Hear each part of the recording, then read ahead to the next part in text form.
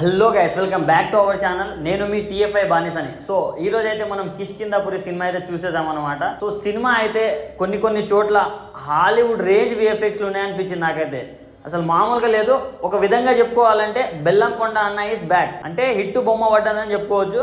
So సింపుల్గా story అయితే అందరికి తెలిసినట్టే. ఏదో మనకు ట్రైలర్ చూసినప్పుడు అనిపించింది ఏంది, అరే రాజుగారి గదిలా ఉందేంట్రా అని అనిపించింది. బట్ సినిమా లోపలికి వెళ్ళి చూసిన తర్వాత రాజుగారి గదికి కిష్కింధాపురికి జమీన్ ఆస్మాన్ ఫరక్ ఉందని నాకు అనిపించింది.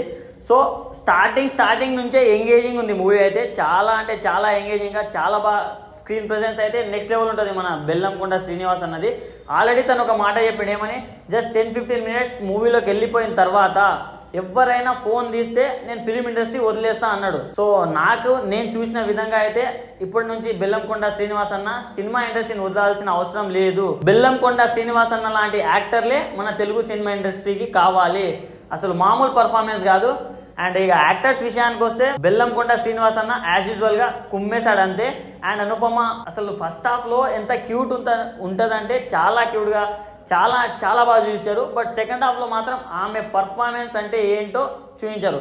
అంటే ఇన్ని రోజులు అందరికీ ఓకే అనుపమ అంటే నా క్రష్, చాలా అందంగా ఉంటుంది, చాలా క్యూట్ ఉంటుంది అని అందరికీ తెలుసు. ఆమె పర్ఫార్మెన్స్ ఏంటి, ఆమె కేపబిలిటీ ఏంటి అనేది ఈ సినిమా ద్వారా అయితే తను నిరూపించుకుందని చెప్పుకోవచ్చు. సెకండ్ హాఫ్లో ఆమె వల్లనే చాలా అంటే చాలా గూస్ బంప్ సీన్స్ ఉంటాయి. సో చాలా ట్విస్టులు ఉంటాయి. అంటే ఇప్పుడు థ్రిల్లర్స్ ఇష్టపడే వాళ్ళు, హారర్ ఇష్టపడే వాళ్ళకైతే అసలు ఫుల్ మీల్స్ హై ఫిస్ట్ అని చెప్పుకోవచ్చు. సో చాలా బాగా అనిపించింది. అండ్ ప్రొడక్షన్ వాల్యూస్ కూడా ఎక్కడ కూడా తగ్గలేవు. అంటే మనం పెట్టిన ప్రతి రూపాయికి వర్త్ అనే రేంజ్లో ఉంది. సో ప్రొడక్షన్ వాల్యూస్ కూడా చాలా బాగున్నాయి. ఎడిటింగ్ కూడా చాలా అంటే చాలా నచ్చింది నాకు. పర్సనల్గా ఎడిటింగ్ చాలా బాగా నచ్చింది. అంటే కొన్ని షార్ట్స్ ఎట్లా తీశారనే కన్ఫ్యూజన్లో పడిపోయినా నేను.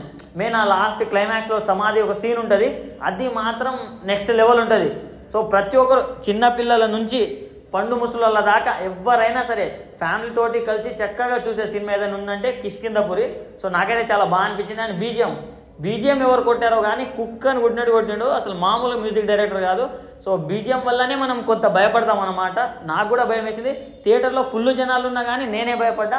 సో ఎవరైనా తోడు తీసుకెళ్తే ఇంకా మంచిది. కిష్కింధాపురి అనేది ఒక ఫ్యామిలీ తోటి చూడాల్సిన సినిమా. నాకైతే బాగా నచ్చింది. కాబట్టి ఈ సినిమాకు జనరల్ రేటింగ్స్ ప్రకారం నేను ఇచ్చే రేటింగ్ అయితే 3.5 అవుట్ ఆఫ్ 5. ఎందుకంటే బాగుంది. సెకండ్ హాఫ్లో అక్కడక్కడ కొంచెం ట్విస్ట్ వచ్చినప్పుడు మనకు కొన్ని అర్థం కావు.